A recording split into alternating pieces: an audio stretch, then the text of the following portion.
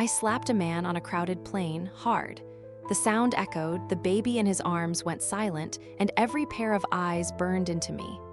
My heart was pounding, my friend gasping beside me.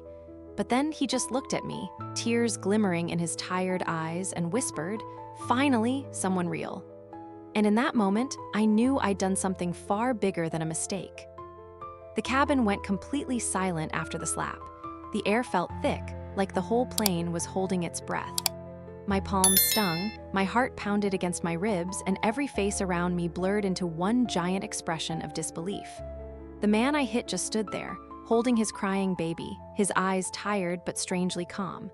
And then, instead of anger, instead of shouting or defending himself, he smiled softly and whispered, "Finally, someone real." I didn't understand it then. I just knew something inside me broke open in that instant. The sound of the baby's whimper faded under the roar of the engines, and I couldn't look away from him. I felt guilt, confusion, fear, like I'd been exposed in front of the entire world. How did things get to this point? I wasn't a bad person. At least, I didn't think I was. But maybe that's what everyone tells themselves before they do something unforgivable.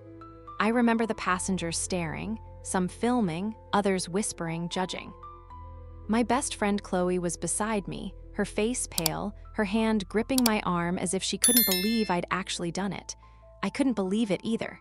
Everything had happened so fast, so wrong. The flight attendant's voice crackled over the speaker, trying to calm everyone down, but I couldn't hear her anymore. All I could hear was the echo of that man's words. Finally, someone real. Real? What did that even mean? My throat tightened, my mind replayed every second leading up to that slap, every choice that led me to hurt someone who didn't fight back. I didn't know his story, I didn't know who he was, but that look in his eyes, that quiet acceptance, it haunted me.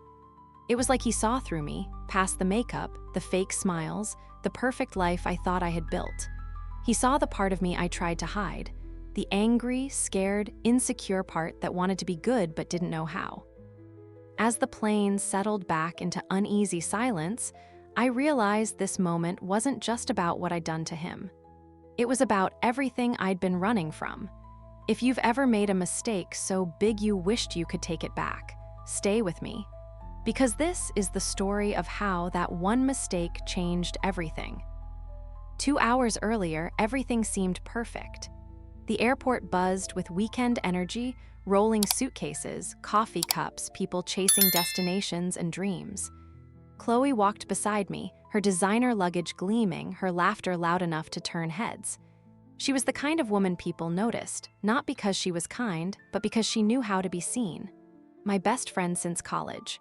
My mirror, my rival, my comfort zone, and my cage all at once. We were headed to Miami for a quick escape, one more glamorous trip to feed her followers, and, if I was honest, my own sense of importance.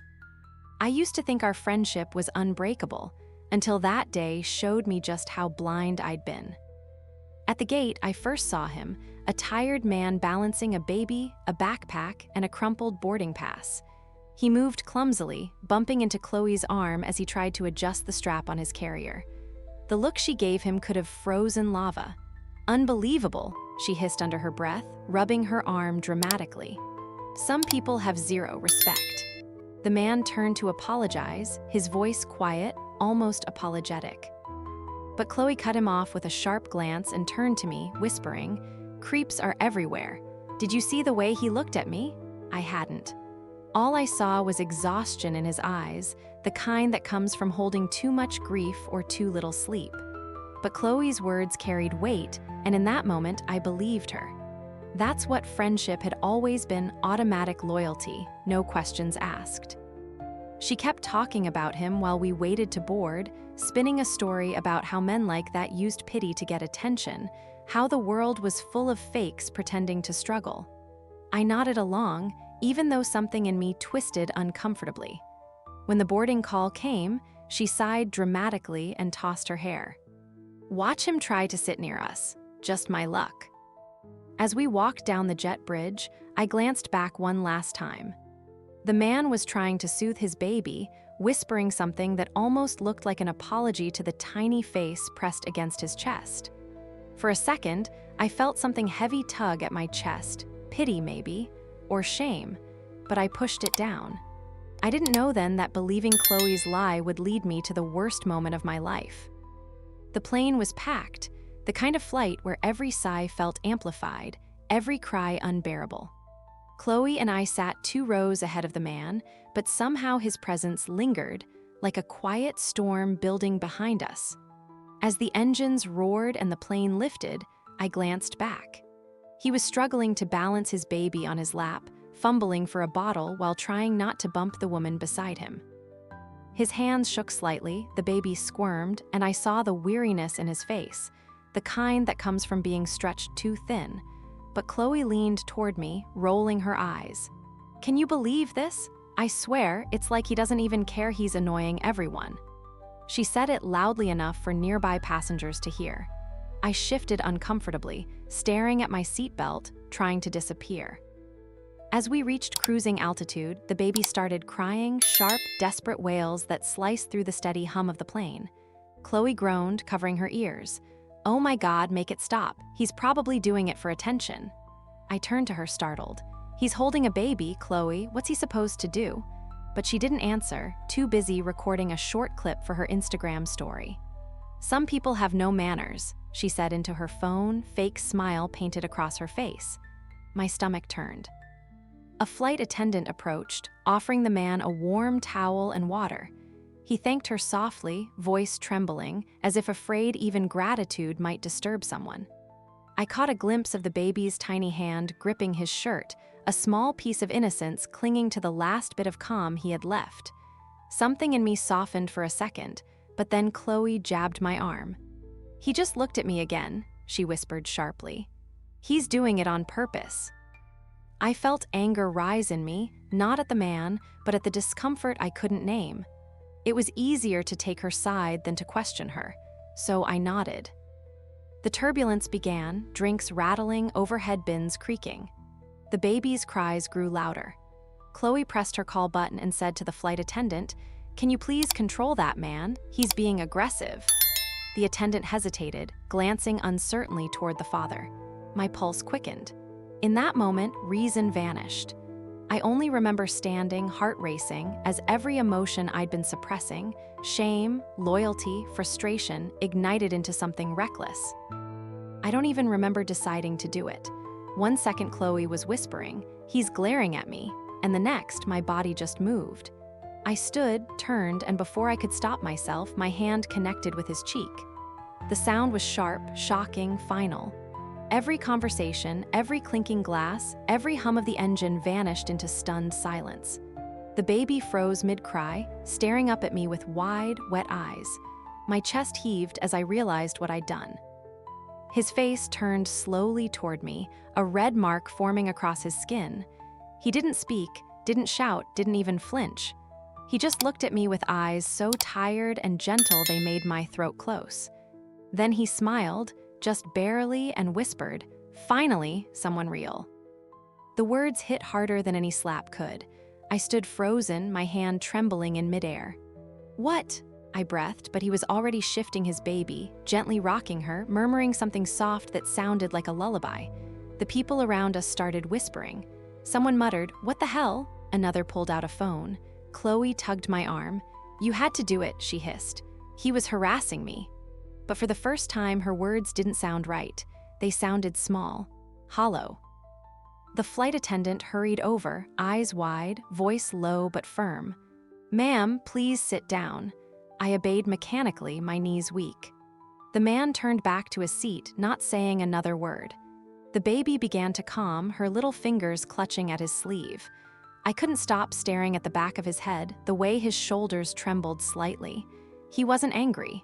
He wasn't proud. He just looked sad. Every second after felt heavier, like gravity itself was punishing me. Chloe kept whispering, trying to justify what happened, but I couldn't hear her. All I could hear was that one strange sentence replaying in my head. "Finally, someone real." Why would someone say that after being hit? Why would anyone thank pain? My stomach twisted. Maybe he was mocking me. Maybe he was broken. Or maybe, deep down, he saw something in me that I had spent years hiding behind smiles and filters. I sat there shaking. wishing I could rewind time, but knowing that something irreversible had just begun. The rest of the flight dragged like a lifetime. I sat frozen, staring at my hands, the sting on my palm fading but the guilt burning deeper with every minute. The man didn't look back, not once. He just cradled his baby against his chest, whispering little songs, his voice barely audible over the hum of the engine. Every so often, I caught the faint rhythm of him humming, a melody that sounded like heartbreak trying to stay calm. Chloe scrolled through her phone, sighing dramatically. "You shouldn't feel bad," she whispered. "He deserved it." But her voice grated against the ache building inside me. I didn't know why I suddenly wanted to cry. When the flight attendant passed by, she bent slightly toward another crew member, whispering. I caught fragments of words. "Widwer just lost her 2 weeks ago." My heart lurched. I turned, almost afraid to confirm what I'd heard. "What did you say?" I asked. The attendant hesitated, eyes softening as she glanced toward the man. "His wife passed away. He's taking the baby to her grandparents." She said it gently, then moved on. My throat closed, a lump rising so fast I couldn't speak. I looked back at him, his slumped shoulders, his quiet patience, and felt my stomach twist with shame. The baby stirred, fussing a little. He rocked her again, murmuring, "It's okay, sweetheart, we're almost there." His voice cracked halfway through, but he kept smiling for her. That's when I realized what I'd done. I hadn't just slapped a man, I'd hit someone who was barely holding himself together. Someone whose entire world had just collapsed, and still, he found the strength to smile. And worse, I had believed a lie to justify it. Chloe noticed me trembling and frowned. "Why are you looking at him like that? Don't tell me you feel sorry for him now." I didn't answer. For once, I couldn't even look at her. I pressed my palms together, whispering to myself, "What have I done?" The plane began its descent, the captain's voice announcing landing, but all I could hear was my heartbeat and the faint echo of his words. Finally, someone real. I didn't understand them, not yet. But deep inside, I knew those words were going to follow me long after we landed. When the plane landed, everyone rushed to stand, desperate to escape the tension that hung thick in the air. Chloe grabbed her bag first, pretending nothing had happened, already chatting about dinner plans. I couldn't move. My fingers dug into the armrest as I watched the man ahead of us gently lift his baby from the seat. He adjusted her tiny hat, kissed her forehead, and smiled down at her like she was the only thing keeping him breathing. The bruise on his cheek, my doing, looked darker under the fluorescent lights. It was like seeing the physical proof of my shame staring back at me. I wanted to say something, anything, but the words wouldn't come. As we exited the plane, Chloe pulled me toward the baggage claim. "Forget him," she said, rolling her eyes. "He'll survive. You did what any friend would do." But her words barely reached me. My chest ached as I spotted him again near the terminal exit, trying to juggle the stroller, the car seat, and the diaper bag. Nobody offered to help. I hesitated, torn between guilt and fear. Finally, I walked toward him, my voice small. "Excuse me." He turned, surprise flickering in his eyes. Up close, I saw the exhaustion etched into his face. I swallowed hard. I'm sorry. I don't even know what to say." He stared at me for a long second before speaking. "Why didn't you get angry?" I blurted. "Why did you smile?" He looked at his daughter, then back at me, his voice quiet but steady. "Because most people wear masks," he said softly. "Anger, pity, fake kindness. But you reacted like a person, not a performer. It hurt, sure, but it was real. I haven't seen that in a long time." His words knocked the air out of me. He wasn't just talking about the slap, he was talking about the world. About the empty way people treated pain like an inconvenience. I felt my eyes sting. "I shouldn't have done it," I whispered. "You didn't deserve that." He shook his head. "Maybe not, but it made you look at yourself, didn't it?" He smiled sadly, then turned to walk away, the baby nestled close to his heart. I stood there trembling, realizing he had just forgiven me, and I didn't even know how to forgive myself. Back at the hotel, I couldn't stop thinking about him, the way he held his baby, the quiet strength in his tired eyes, the gentle way he smiled after I'd hurt him. Chloe was already posting highlights from the trip, captions filled with jokes and carefully curated drama. She laughed at her phone, tagging me in photos I didn't recognize.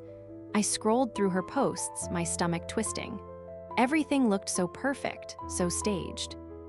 The truth of that day, the raw fear, the shame, the unexpected humanity, was nowhere in her feed. And that's when it hit me. My world had been built on filters, on performances, on approval from strangers who would never know the real me. I thought about him again, the single dad, exhausted, carrying grief and responsibility with dignity I didn't deserve to witness. Unlike the people around him, he wasn't performing. Every gesture, every quiet word, every tired smile was real. It terrified me in a way that made my chest ache. I realized I'd been afraid of being real, of letting anyone see my anger, my impulsive mistakes, my shame. Chloe had shown me how easy it was to live behind a mask, but he had shown me the courage in showing your true self, even when it hurts. That night, I sat alone in the hotel room, staring at the ceiling, replaying every second of the flight. The sound of the baby crying, the snap of my hand, the whisper of his voice. Finally, someone real kept echoing in my mind. I had judged him, hurt him, and yet he had taught me a lesson I couldn't unlearn. Vulnerability isn't weakness. It's the bravest thing a person can show. I opened my journal and wrote. Not for Chloe, not for Instagram, not for anyone, just for me. I wrote about his tired eyes, the gentle strength in his hands, and the shame that burned in my chest. I wrote about the masks I'd worn all my life and the courage it takes to tear them off, even if it means facing your own mistakes. If you've ever hidden behind a mask, if you've ever judged too quickly, if you've ever hurt someone without realizing their story, take a moment right now. Look inward. Let yourself feel the shame, the guilt, the raw truth, and then let it guide you to be better. Because sometimes, the people we think we harm are the ones who teach us how to become real. Don't scroll past this, carry it with you. Be brave enough to feel and brave enough to change. Weeks passed, but I couldn't stop thinking about him. The single dad, fragile yet unbreakable, holding his baby like the weight of the world rested on his shoulders. Every time I tried to distract myself, his quiet strength echoed in my mind. I knew I had to make things right, not for Chloe, not for my image, but for me. So I booked another flight to the same city, carrying a small bundle of baby supplies and gifts for widowed parents I had read about online. My hands shook on the plane, my chest tight with anxiety and anticipation. What if he hated me? What if I was too late? When I finally saw him again in the crowded arrival hall, my stomach knotted. He was struggling with the stroller, balancing the car seat in one arm, the baby swaddled in a soft blanket. He looked up, and for a split second our eyes met. Recognition flickered, hesitation. Then a small, weary smile appeared. It wasn't the same quiet, gentle smile from the plane. It was softer now, warmer, but still carrying that quiet resilience I had never stopped admiring. I stepped forward, my voice shaking. "Hi, it's me. I brought something for you and your baby, for her." His eyes softened, and he took the package with careful hands, murmuring thanks. I couldn't help but notice the exhaustion etched into his face, the fine lines of grief still lingering, and yet he radiated this incredible, quiet dignity. I swallowed, tears brimming. "I'm so sorry for what I did, for how I judged you." He looked at me for a long, heavy moment, then finally said, "It's okay. Really, my wife, she would have liked you. And more than that, I can see that you're trying now. That counts for more than anything." My chest tightened, relief and shame mingling into something I couldn't name. For the first time since the flight, I felt like I could breathe. If you've ever made a mistake that haunted you, don't ignore it. Don't let pride stop you from making amends. Reach out, say sorry, be brave enough to face your guilt, and you might find redemption waiting in the most unexpected places. Sometimes the smallest act of courage, the tiniest gesture of kindness, can heal more than just someone else. It can heal yourself. Take that step. Be real, be human. Chloe, of course, couldn't understand. Later that evening, she nudged me, phone in hand, insisting I post about my good deed on Instagram. "Everyone will love this," she said, scrolling through filters and hashtags as if the whole story could be reduced to a curated highlight reel. But I couldn't do it. I couldn't turn his grief, his quiet strength, or the raw shame I had carried into content. It felt hollow, like betraying the moment that had changed me. My hands shook as I pushed the phone away. This wasn't about likes, views, or validation. It was about truth. I sat alone, staring out the hotel window, the city lights blurred by tears I didn't try to hide. For the first time, I realized that the story wasn't for anyone else. It was for me. I opened my journal, the pages waiting patiently for words I wasn't ready to speak aloud. I wrote about him, the way he smiled through exhaustion, the gentle strength in his tired hands, the quiet dignity with which he carried his grief. I wrote about the baby, innocent and trusting, and about the sudden, shocking guilt that had seized me mid-flight. I wrote about myself, how easily I had been swayed by appearances, by loyalty to a friend who didn't see the truth, by fear of feeling real emotions. As I wrote, I understood something profound. The story didn't belong on social media. It belonged in my heart as a lesson in humility, empathy, and courage. The man hadn't needed validation, and the baby hadn't needed an audience. What they needed, and what I needed, was truth, vulnerability, humanity. I realized that the most powerful moments in life are rarely the ones we broadcast. They are the ones that strip us bare, forcing us to confront who we really are. If you've ever felt the urge to share a moment for applause, pause, ask yourself, does this honor the people involved? Does it honor your own growth? Sometimes the bravest act is to hold a story in your heart, to let it change you quietly, deeply, without a single like or comment. The lesson isn't for anyone else. It's for you. Carry it with care, feel it, learn from it. And then, when the world demands performance, choose authenticity instead. Be brave enough to keep what's sacred private, and strong enough to let it guide you toward who you were meant to be. Sitting in my quiet apartment weeks later, I replayed that flight over and over in my mind. The slap, his calm smile, the way he held his baby, and the words that had haunted me. Finally, someone real. I realized then that life isn't about perfection. It's about moments that shake you awake, moments that force you to see yourself clearly, stripped of all masks. I had spent so long performing, hiding behind curated smiles and measured reactions, pretending to be in control, pretending to understand the world. That day, I wasn't in control. I didn't understand. And yet, through my mistake, I glimpsed something extraordinary, raw, human connection. I thought about him often, imagining how he soothed his baby, how he carried grief like a secret weight, how he smiled even when the world expected anger or despair. That smile was a lesson, a mirror reflecting the parts of myself I had ignored for years, the impulsive, flawed human parts. It terrified me, but it also freed me. I knew then that life was more than appearances and empty gestures. It was about showing up, feeling deeply, loving imperfectly, and most importantly, being real. Sometimes we hurt people. Sometimes we make mistakes so public, so irreversible that they feel impossible to fix. But the real miracle isn't in avoiding mistakes, it's in how we respond. The man forgave me with nothing but a quiet look, a word, a simple acknowledgement of authenticity. That kind of grace doesn't come from social media likes, from applause, or from being right. It comes from being human, from seeing truth, from choosing kindness even when it's inconvenient. If there's one thing I want you to take away from this story, it's this. Life is too short to live behind masks. Be brave enough to feel your guilt, your shame, your fear, and brave enough to make amends.